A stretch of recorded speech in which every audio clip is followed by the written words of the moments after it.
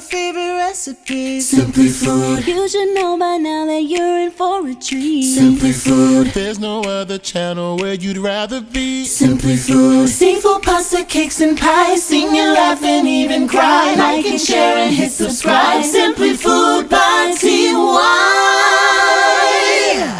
Hey, what's up, y'all? It's your boy, Simply Food by TY, and today I'm going to teach y'all how to make my CrunchWrap Supremes so that you can make them for your kids and all their little badass friends. So look, if you want to learn how to make them, just stick with me and let's jump on into the video.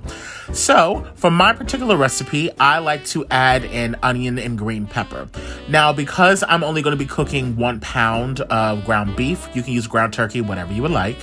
I'm not going to add in that many onions or the green pepper. And as you can see, that was a very, very small onion there. That's probably going to equal out to less than a half of a cup.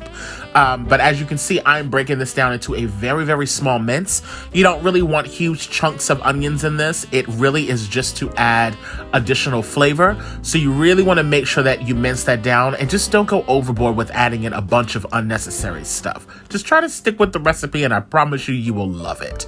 I'm going to do the exact same treatment to this green pepper. As I said, I'm only cooking 1 pound. So I'm only going to put in a half of this green pepper here. Now, what I will say, if you know that you and your family enjoy a little bit of heat, you know, at this point, if you would like, you know, you could chop up a habanero or, you know, you could put in some jalapenos. You know, just be mindful, of course, you know, if you're going to give this to other people, then you might want to remove the seeds from the jalapenos, but I would not add in more than 1.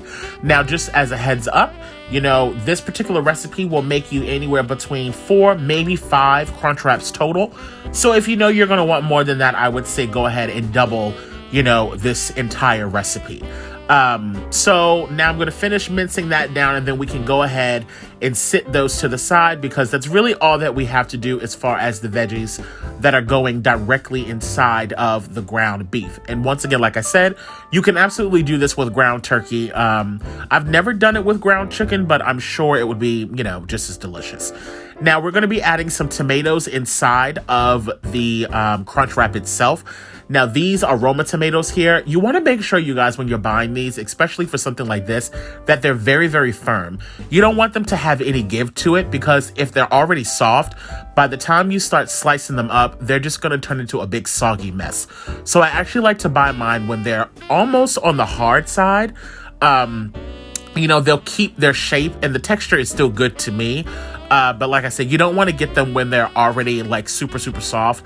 They're about to go off anyway. So I prefer to buy, you know, my veggies when they're a little bit more on the firmer side, but you know, that's just me. So I'm going to do the same thing to all of these tomatoes here. We can sit that to the side because that's it for that.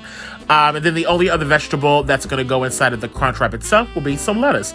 Now, of course, you can use whatever type of lettuce you want, but I'm going to be using romaine lettuce.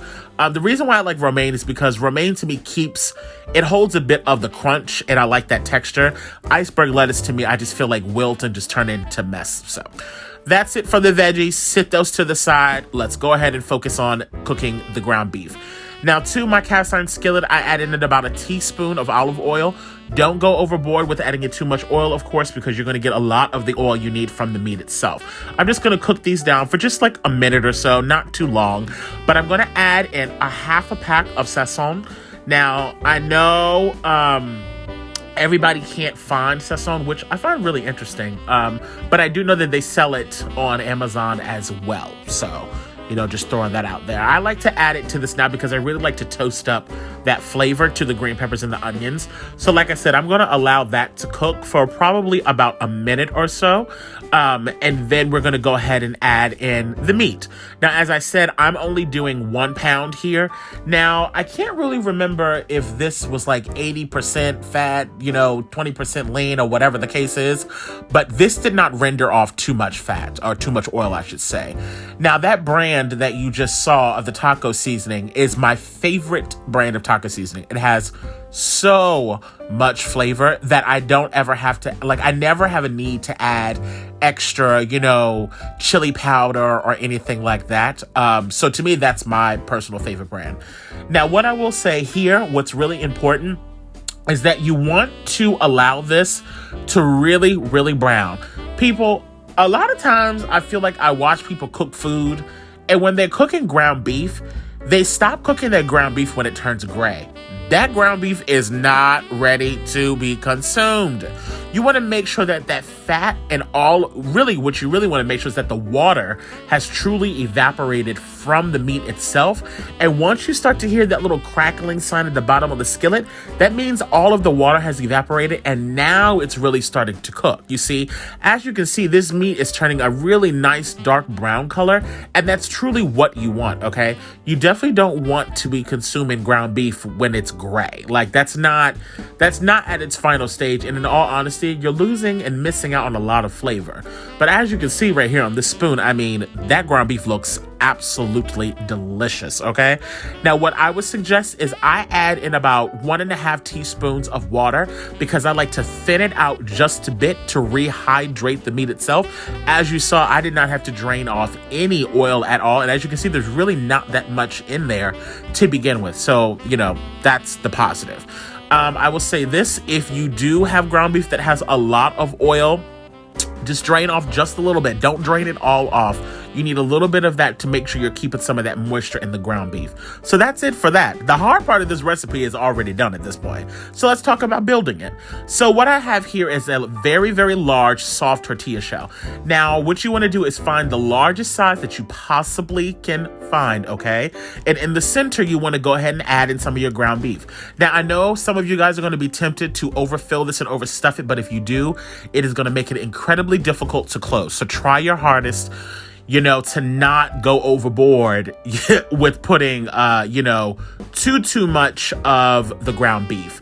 Now, I'm going to be using the Tostadas queso cheese, and as you can see, I added in about a rounded tablespoon or so. You don't have to go overboard. A little bit is going to go a long way, I promise you. I'm also going to add in, a nice little chunk of cojita cheese here, which is some of my favorite Mexican cheese. I've just layered on our tostada there. To the tostada, now I'm going to layer on my sour cream. Now, what I will say, what you guys did not end up seeing me do on this video, because this particular one that I was making was for someone else and they didn't want the Doritos, but I love to add crushed Doritos to my recipe. And I'll tell you guys when to add that in a few moments. So if you're interested in that, that's also a great addition. Now, on to the sour cream, you want to go ahead and add on your Mexican blend cheese or whatever cheese you would like. Then you would add your lettuce, and this is around the time when I would start to add in the Doritos, okay? So if I were you, after you add that cheese on the top, put your Doritos crushed up, then the lettuce, then the tomatoes, okay? That way you can kind of keep your Doritos from getting kind of soggy, because you'll have that barrier between the cheese and the sour cream. Now, what I would suggest is start to fold it over. As you can see, you want to pinch over each of the corners so that they close in tightly. I'm folding over the corners. If you find that the center of yours will not close, do not stress, you guys. Just take an extra tortilla, cut a circle as big as the hole, put it on the inside, and then fold it over. And that's all you have to do. Just cut a little circle out, put it in where the gap is, and you've taken care of it. Now, in my skillet here, I've only put a very, very tiny splash of vegetable oil, because you do not need that much, okay? You want to allow it to brown on each side, I would say anywhere between 1 to 2 minutes.